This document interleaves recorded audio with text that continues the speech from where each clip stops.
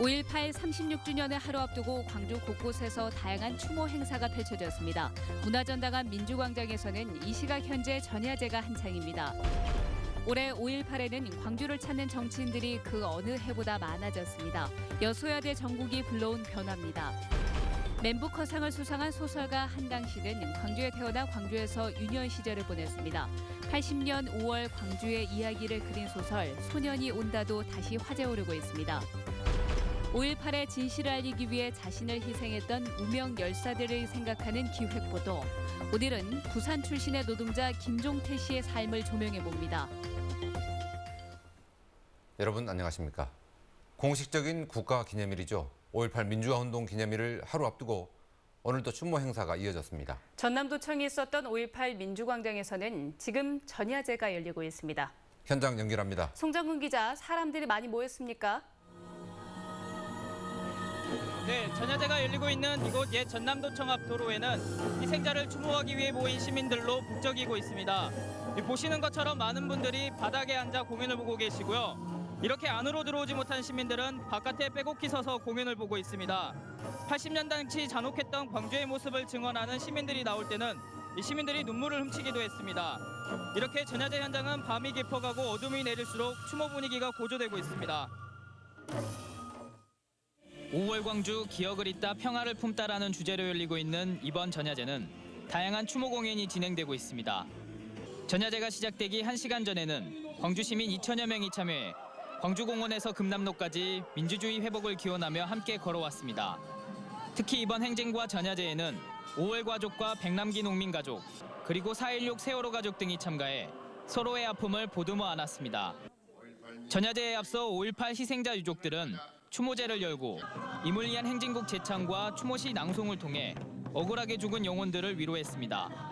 어느새 36년이나 흘러 묘지에 누운 젊은 꽃 같은 목숨을 보면 자식을 가슴에 묻은 어미의 눈물에 우리의 마음은 더욱 아픕니다. 옛 전남도청 앞 도로에서는 오늘 오후부터 시민난장이 펼쳐졌습니다. 민주화 영령을 위한 망가가 울려 퍼졌고 80년 5월 당시 시민들이 나눠 먹었던 주먹밥을 5월 어머니들이 직접 만들어 나눠주는 행사가 진행되기도 했습니다.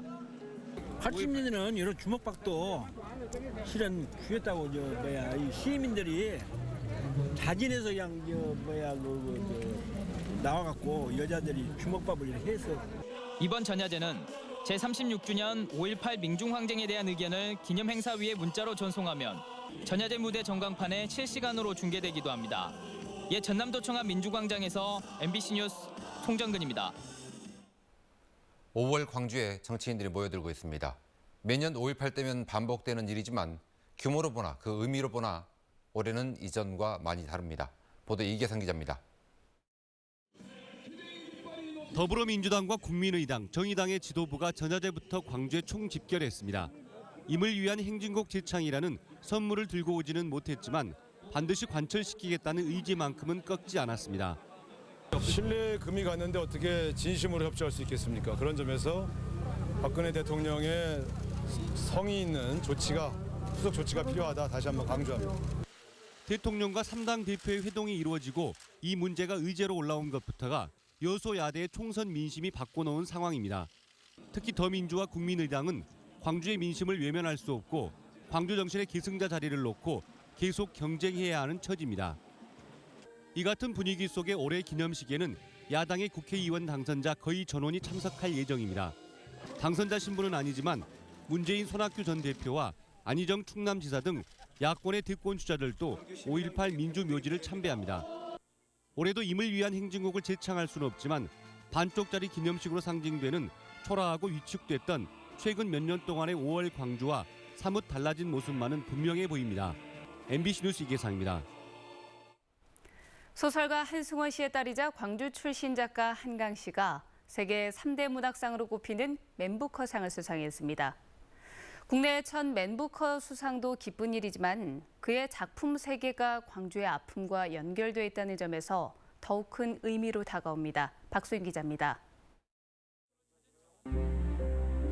어릴 적 자신을 물었던 개가 죽음을 당했던 장면에 사로잡혀 육식을 거부하고 죽음에 이르는 한 여인. 그리고 그를 둘러싼 가족들의 폭력성과 욕망이 담담한 시선으로 그려집니다. 영화로도 제작됐던 한강의 소설 채식주의자는 인간의 폭력자 본성에 대한 성찰을 감성적인 필체로 그려냈습니다. 맨 부커상 심사위원회는 한 씨의 작품이 충격적이면서도 놀라울 만큼 아름답다고 극찬했습니다. 예상치 못했던 결과라서 놀라기도 했고요. 기쁘게 생각합니다. 1970년 광주에서 태어난 한 씨는 아버지 한승원 작가가 보여준 사진을 통해 5.18의 참상을 목격했습니다.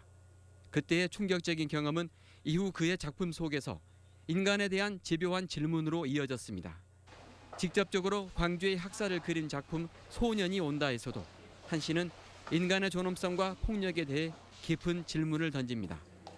그의 소설은 기록이나 고발이라기보다는 상처를 어루만지는 슬픈 시선에 가깝습니다. 심원을 울리는 신화적인 그 이야기예요. 그 아름답고 슬프면서도 그러니까 슬픈 눈으로 늘 세상을 보는 그런 작가가 아닌가. 창작은 자신이 던진 질문에 답을 찾는 과정이라는 소설가 한강.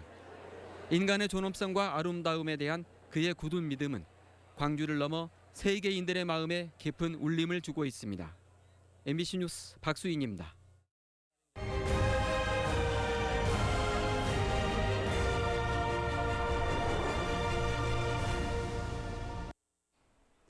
(5.18) 항쟁이 한국 역사에서 민주주의의 등대와 같은 자리를 맡게 된 데는 5.18이 끝난 이후 이어진 수많은 이들의 희생이 있었기 때문이었습니다. 광주 MBC는 그 희생의 의미를 생각해보는 기획을 마련했습니다. 오늘은 부산 출신의 노동자로 광주 시민들의 넋을 위로하며 삶을 마감한 고 김종태 씨의 죽음을 생각해봅니다. 김철원 기자입니다. 5.18이 끝난 지 열흘도 채 지나지 않았던 1980년 6월 초 경기도 성남시의 한 교회에서 광주를 탈출한 이들의 증언을 듣는 자리가 계엄당국의 눈을 피해 몰래 마련됐습니다. 그 자리에 있었던 부산 출신의 노동자 김종태 씨는 우리나라 군인들이 자국민을 총으로 쏴 죽였다는 사실이 도무지 믿기지가 않았습니다.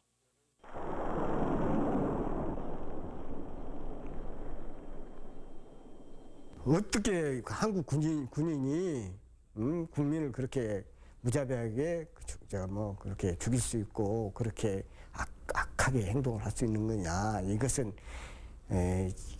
다 날조된 것이다. 그다음에 그런 걸 해가지고 선동해갖고 어떻게 하려고 책임을 지려고 그러냐고. 결국 광주에 직접 와서 증언이 사실임을 알게 된 김종태 씨. 서울로 돌아와 광주 학살의 진실을 알리는 전단지를 만듭니다. 광주 시민의 넋을 위로하며라는 제목의 성명서를 뿌렸지만 김 씨의 주장을 들어주는 이가 아무도 없었습니다. 종태가 매일 유인물을 만들었었어요. 매일 유인물 만들어가지고 직접 쓴 유인물이죠. 그리고 가리방 있는 데 가서 밤을 새워서 가리방으로 긁어가지고 그걸 종로서적이나 이런 데 가서 사람들이 많이 보는 책에다가 그 유인물을 계속 혼자서 그걸 뿌리고 다니다가 결국 광주 항쟁이 끝난 지 13일 만인 6월 9일 분신을 결행하기에 이릅니다. 노동자 김종태 씨가 분신했던 장소로 추정되는 이화여대 앞 큰 길가입니다. 당시 김 씨는 자신의 몸에 불을 붙인 뒤 유신잔당 물러가라, 노동삼권 보장하라, 그리고 비상계엄 해제하라 등의 구호를 외치며 이곳에서 쓰러졌습니다.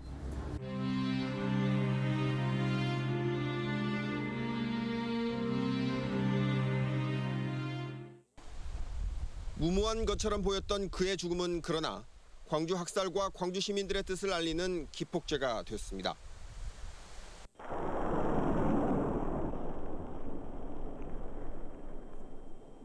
부평, 평택, 안산, 인천 노동자들이 왔습니다.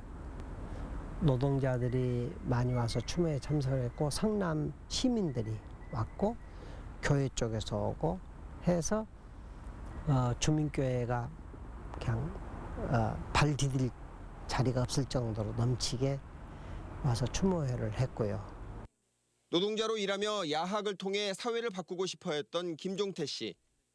내 작은 몸뚱이를 불질러 광주 시민과 학생들의 의로운 넋을 위로해드리고 싶다던 청년의 인생은 22회로 끝나고 말았지만 자신의 몸을 태워서라도 광주의 진실을 알리고자 했던 뜻은 36년 넘게 이어지고 있습니다. MBC 뉴스 김철원입니다.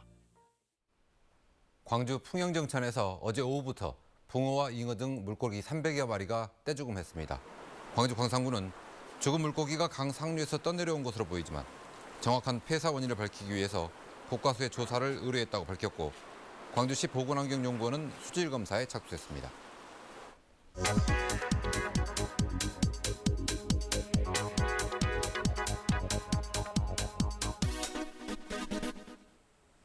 때이른 초여름 더위가 계속되고 있는데요. 무등산에 오를 때 약수터에서 목을 축이시는 분들 많으시죠? 그런데 광주에는 약수터 3곳 가운데 한 곳이 수질 악화로 폐쇄된 사실 알고 계십니까? 2012년까지만 해도 광주에는 총 14곳의 약수터가 있었는데요. 봉황대 약수터를 시작으로 꼬막제와 늦제, 그리고 화산마을 약수터, 평두매 약수터가 차례로 폐쇄가 됐습니다. 최근 5년 사이에 총 5곳이 폐쇄가 됐는데요. 모두 무등산에 있는 약수터였습니다. 나머지 9곳도 마실 수 있는 물의 기준을 밑돌고 있습니다. 무등산 중머리제와 너덜강 약수터도 2번이나 부적합 판정을 받아서 조만간 폐쇄될 예정입니다. 무등산이 국립공원으로 승격된 이후 늘어난 탐방객과 그리고 관리 인력 부족이 수질 악화의 원인으로 꼽히고 있는데요. 이러다가 무등산의 시원하고 꿀맛 같은 약수는 더 이상 맛볼 수 없게 될지도 모르겠습니다. 카드뉴스였습니다. 광주지방법원 형사 12부는 버스 운전자를 폭행한 혐의로 기소된 50살 김모 씨에 대해서 징역 1년 6개월을 선고했습니다. 김 씨는 버스가 횡단보도를 침범한 데 항의하며 버스 운전자를 폭행한 혐의로 지난해 기소됐고 재판부는 많은 학생을 태우고 운행 중인 버스 운전자를 폭행해서 대형 사고로 연결될 위험이 있었다며 이같이 판결했습니다. 제1회 광주 인권상 수상자인 동티모르의 구스마오 초대 대통령이 아시아의 평화를 기원하는 뜻을 담은 커피점을 방문했습니다. 광주 YMCA는 동티모르 커피 생산자의 자립을 돕고 학교 밖 청소년들에게는 직업 체험의 기회를 제공하기 위한 취지로 지난해 6월부터 광주 서구문화센터에서 아시안 피스 커피점을 운영하고 있습니다. 이 앞서 구스마오 전 대통령은 20년 지기인 윤장현 시장과 오찬을 함께하고 상무대 영창도 둘러봤습니다. 전라남도의 금융복지상담센터가 새롭게 문을 열었습니다. 순천과 무안에 문을 연 금융복지상담센터는 저소득 저신용자들에게 재무 컨설팅과 채무 조정 상담 등의 서비스를 제공합니다.